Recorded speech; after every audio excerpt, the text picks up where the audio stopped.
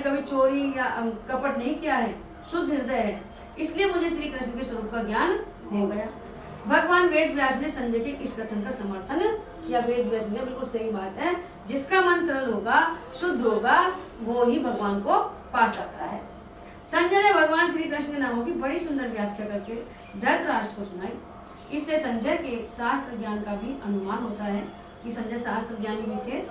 भगवान वेद व्यास की कृपा से इन्हें दिव्य दृष्टि प्राप्त थी। ये परोक्ष की बात देखने की कौन कहे, मन में सोची हुई बात को भी जानने में समर्थ थे।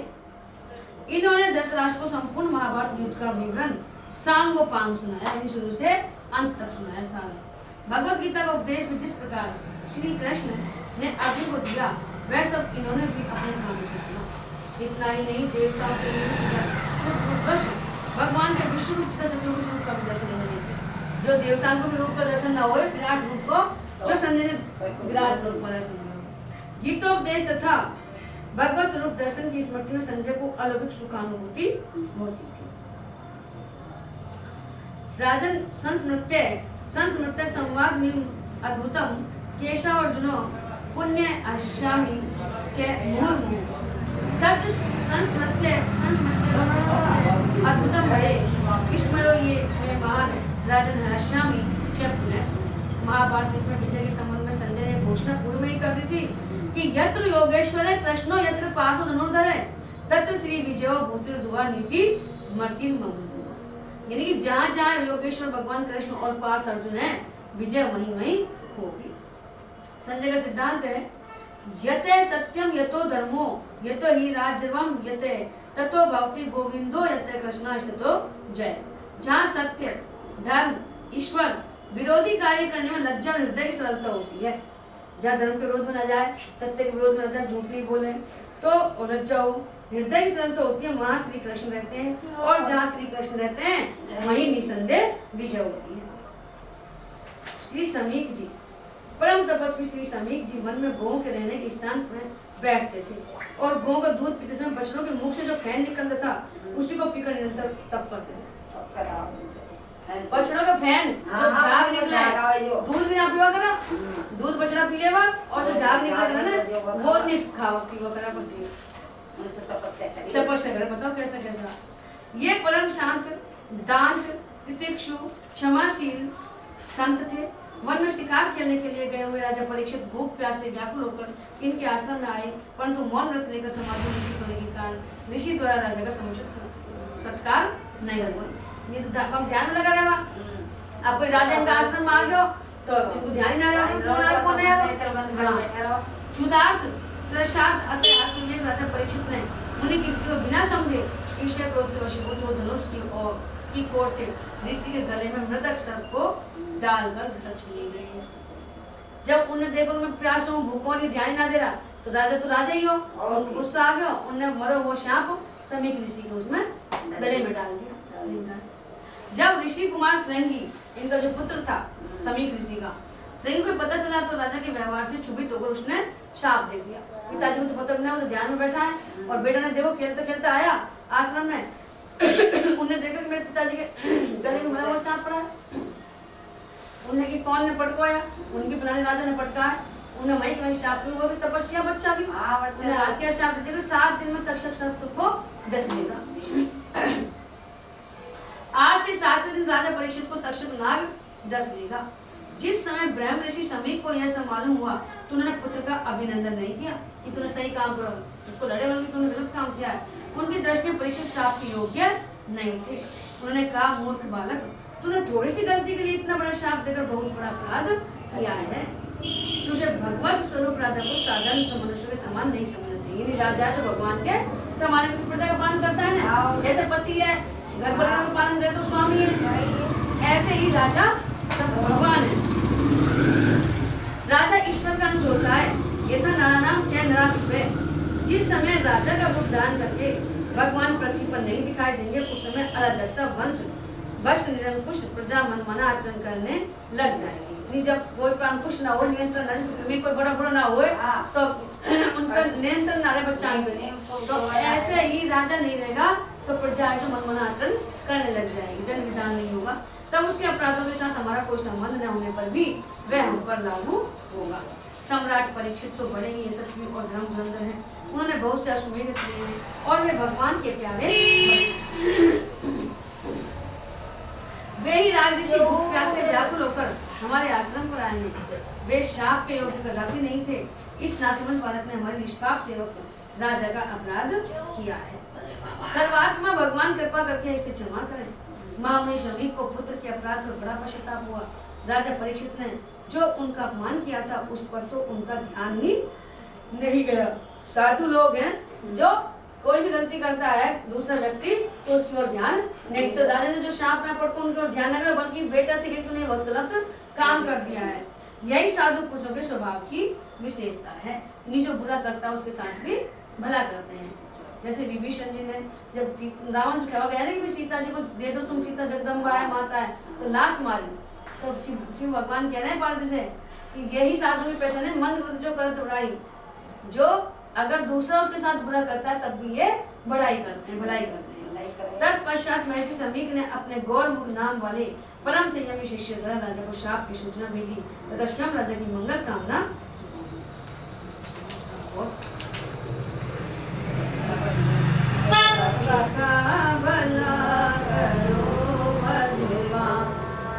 सब पर दया करो भगवान, सभी के कष्ट हरो भगवान, सभी के पाप हरो भगवान, सभी के अवगुण दूर करो भगवान, सभी को सद्गुण देओ भगवान, सभी को सद्बुद्धि देओ भगवान, सब में आप रहो भगवान, सभी का भला करो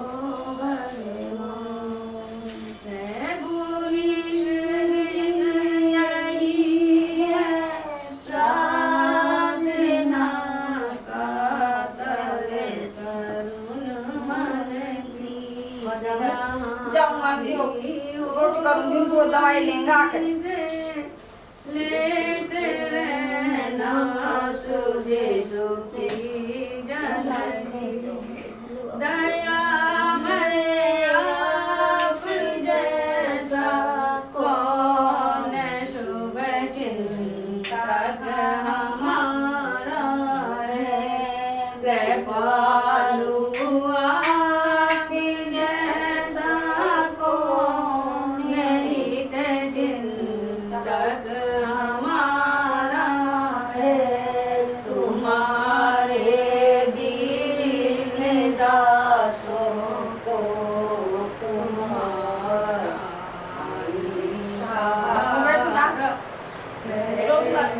दवाई लेंगे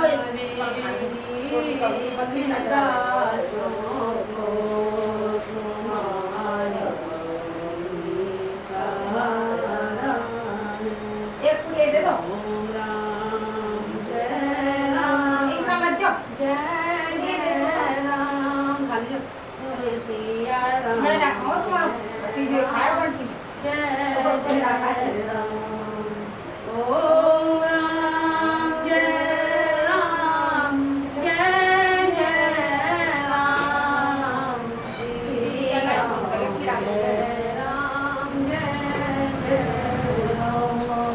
ओ राम जय राम जय जय राम श्री राम जय राम जय जय राम श्री राम जय राम जय जय राम श्री राम जय राम जय जय।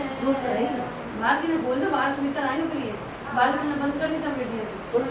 इनने ना खोल रही, बाहर बंद है, सोने खोल दो, इनने खोलो यार, खोलो यार खोल दो ना यार, और भी खोल देगी और खोलेगी, एक और खोलो, दो बंद है बस। ओ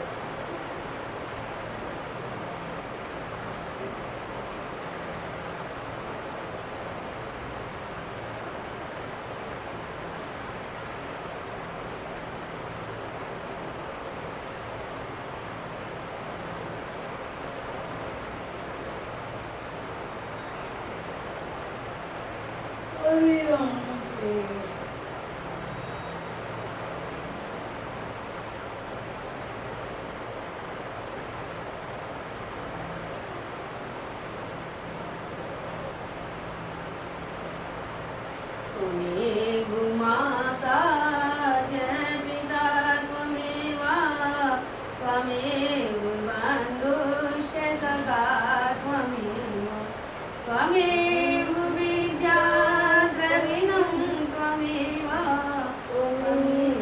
सर्वं मम देवदेव त्वमेव सर्वं मम देवदेव त्वमेव सर्वं भक्तिदान मोहि दीजिए गुरुदेवन के और कछु नहीं चाहिए किसी न तुमसे बारी बारी बरी मांगू हर्ष देओ जीवन पद सरोजन पाएगी भगत सदा सत्संग सियावर राम जय जय राम मेरे प्रभु राम जय जय राम करो कल्याण जय जय राम सर्वे भवन्तु सुखिनः सर्वे सन्तु निरामया सर्वे भद्राणि पश्यन्तु मा कश्चित् दुःखभाग् भवेत् ॐ शान्ति शान्ति अस्तु मा सर्वं तमसो मा ज्योतिर्गमः मृत्योर्मामृतङ्गम् ॐ शान्ति गुरुर्ब्रह्मा गुरुर्विष्णु गुरुर्देवो महेश्वर गुरुर्साक्षात् परब्रह्म तस्मै श्री गुरुवे नमः तस्मै श्री गुरुवे नमः तस्मै श्री गुरुवे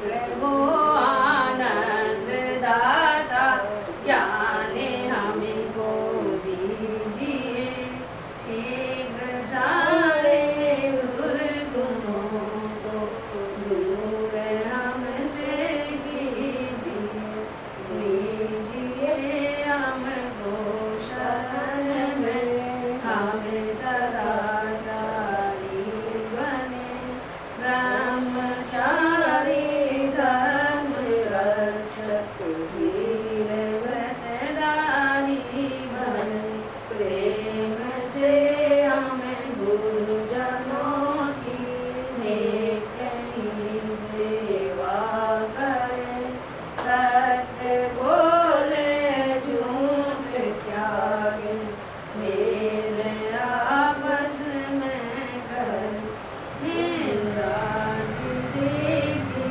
हम किसी से भूल कर भी ना करें दिव्य जीवन हो हमारा यश तेरा गाया करें हे प्रभु आनंद दाता ज्ञान हमको दीजिए शीघ्र सारे गुरुओं को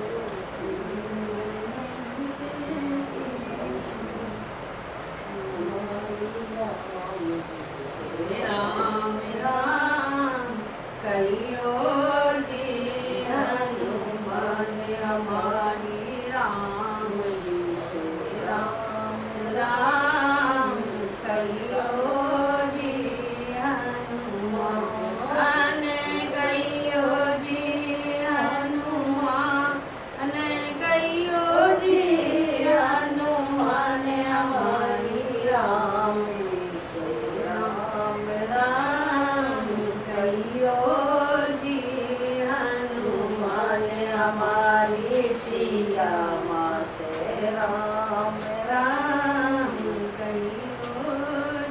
हनुमान हमारी आपको जी राम राम लीजो जी हनुमान हमारी राम जी से राम राम कहियो जी